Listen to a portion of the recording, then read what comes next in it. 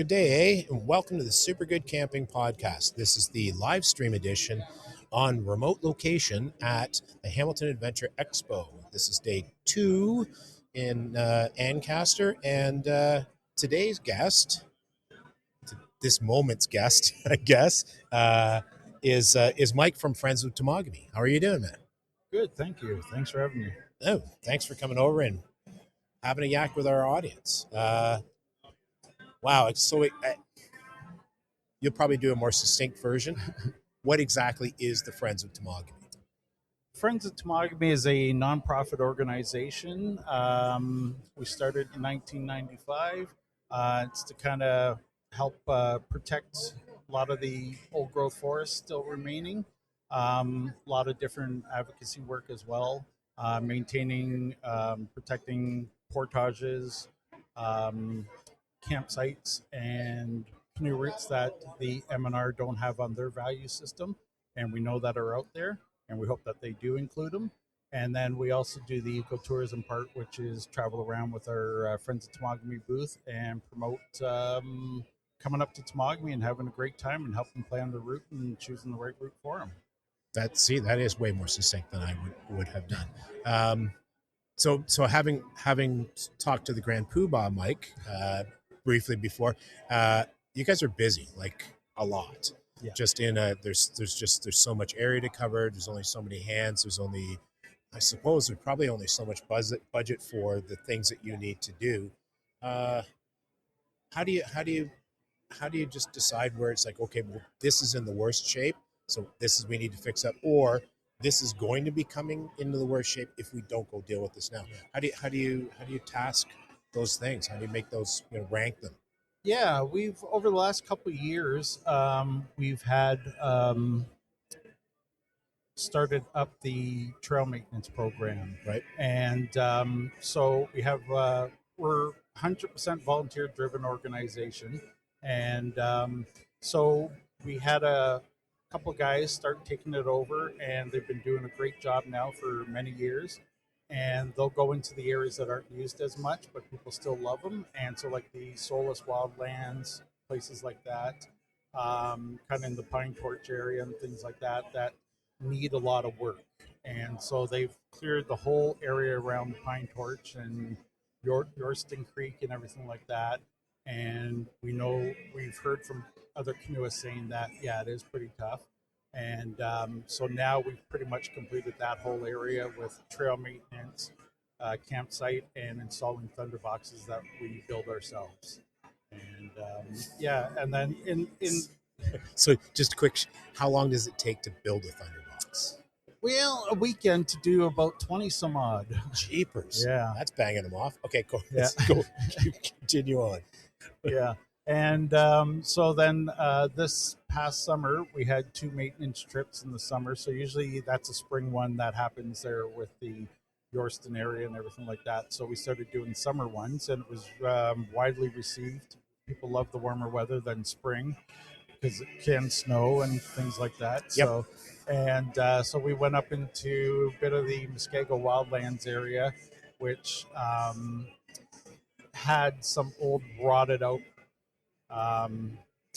boardwalk area and that, spikes sticking up and all that. So we kind of went in that area and prepped that. We actually went in March. We had 3 guys in March snowmobile in from Obabaca Lake over to Camp Bon Potato, pick up the thunderboxes, and then snowmobile them up there, drop them off, so that way there you don't have to portage them, break your backs and stuff like that. That's an excellent idea. Yeah, so they did that area. They're going to do some more in that area this summer as well. And then this March, they're going in to drop off thunderboxes over in Gull Lake, probably about 5 of them.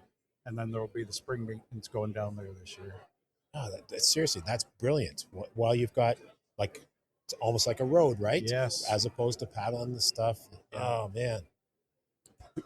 Whoever, I know you're volunteers, but whoever came up with that idea gets a raise. Yeah. For sure, it's not me, though. Oh, I like that idea. Yeah. So you guys are doing, you're doing, trail maintenance, thunderboxes, probably signage, stuff like that. Yeah. Through the Yeah, summer portage months? signs. Yeah, there's portage signs that go up on all the trips, and then camp signs, and then also for the privy signs as well, the thunder boxes. So we kind of do that. Back in the day, Temagami never had any sort of portage signs or Yeah, I anything like heard. that. Yeah. A lot of people still love that idea, but parks, once they started building the provincial parks out there, conservation reserves, they started doing a lot of that. So we're just kind of continuing that as well, making it easy for novice all the way up to experienced people as well. So All right. So, other than lugging thunderboxes in the winter, is there other activities that happen, or do you guys like take a break? um, we started taking over recently this ceremony that happens in September. That one of our board directors is 77 years old, native elder from Temagami First Nation. His name is Alex Mathias. He lives on his ancestral trapper lands up on Obabaka with his daughter and son-in-law, and he has a I think it's going on close to 30 years now that he has a changing the season ceremony in September. So it kind of Right. commemorates changing from the summer equinox into the fall, and it's open to everybody. And now Friends of Temagami is kind of invested in that as well, and so we provide a fish fry for that. So that little event, it's open to anybody and everybody. It's a $20 donation to Alex and all that. We have a ceremony site that's 2 kilometers from Alex's place. People can camp at Alex's or on a designated site. We have he has a native elder from Bear Island that comes over and talks about whatever he wants to talk about. And then we have a feather ceremony. We have a tobacco ceremony and smudge ceremony. And then we have a big potluck lunch. There's a big table that sits there all year. We have a great lunch. And then you can do a guided hike up in the Oak Grove Forest or a self-guided hike. And then you go back to Alex's for entertainment around the campfire and people playing guitars and stuff like that. So Friends of Smog is part of that. Yeah, just a few little gatherings. Our AGM every October. It's really well received and things like that. And making everybody else aware of what's going on. We started the newsletter this past year, and that's been more engaging with our members as well, so that they're informed of what's going on. Otherwise, they had no idea what was going on. So, yeah, everything's looking up. So That's excellent. yeah. I'm glad. Being that you're in Temagami, I assume you do some tripping of your own. Tripping. I'm from Hamilton, so it's our backyard playground. So, All right. Yeah. Cool. Do you have any favorite places in the park or do you just do everything? I do a bit of everything. Yeah, I've the last couple of years I've kind of gotten out of canoeing just temporarily, just working on my health kind of thing and dealing with a few issues. And but that's why we're here, is to point them people in the right direction. So, but yeah, it's labor of love. And it's always exciting to go up and try a new route. That's one of my favorite things, is trying a new route that I haven't been on, that I'm pointing to people to go do. So Go do that. yeah, I'm going to try it too. yeah. Come back, tell me, and I'll see whether it's Give us worthy some of feedback. me. That's Yeah. excellent. Oh, well, I'm glad. And how do you, just a curiosity, how do you feel? I mean, you keep volunteering, so you must feel you're doing a good job. Is it, how fulfilling is it to be part of it? It's very fulfilling. We're the area is just gorgeous. There's so many great features in that area, and to help promote that, like the highest peak in Ontario is there. The peaks on either side of them are in the top 5 as well. We've got some white quartz. We got lots of different old mining things that are there, relics in the woods from the logging days. I know it sounds kind of weird that we're not fighting with the logging people. We're trying to work with them, but seeing the old relics is amazing. Yes. And what they used to do back then compared to nowadays type of work in that. And but yeah, it's fulfilling that we're bringing it back to what it used to be.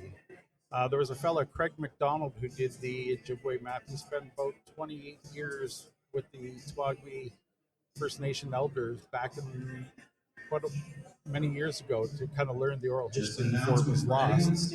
And so the big complaint was is that once they kind of came off their ancestral lands and had to go to the Bear Island Reserve, everything, like all them roots were intact. And then Craig said, "My God, they're getting lost now. You know, they're getting overgrown, not used in that." So that's why we're here as well, to try and keep that nostalgia and the ancient trails going. And so yeah, it's very fulfilling, and to have people go up there, and it's a world class park. I, I tripped it last year for the first time with some other gentlemen, and honestly, as far as a group trip, best one I've ever had. Oh, great. It was awesome. Great It to was hear, yeah. spectacular.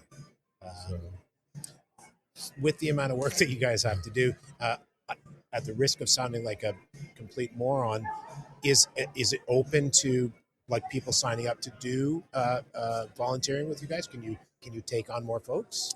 yes, definitely. We have our newsletter out right here that we hand out to people, and it talks about a bunch of our different events. So they can join us on maintenance trips. You just got to be a member in good standing. You come out on the maintenance trips. The Thunderbox build, anybody wants to do that, they can come down and do that. We're going to be doing that in April up in Portaging. And yeah, we're always looking for people to help out on the board with not only board issues, but just to kind of keep the organization functioning, like, you know, some IT work and social media work and stuff. So yeah, Okay, cool. it's great. Where can they? Do you know what the webpage address is? Yep, friendsoftemagami.org. And you go there, and it goes to our president, and then he delegates it from there where it needs to. Anybody wants to reach out, please feel free. And yeah, we'd love to have you aboard and help out. Very cool, and like a great cause. It's a beautiful park. Again, my one experience so far in person was this past October, and it was amazing. It totally blew me away. Great. I'm so glad we did it, and I see more in my future. All right, Mike, thank you so much for joining Thanks us. very much. Appreciate it, Tim. Thanks for having a great chat, dude. Thanks. Take care.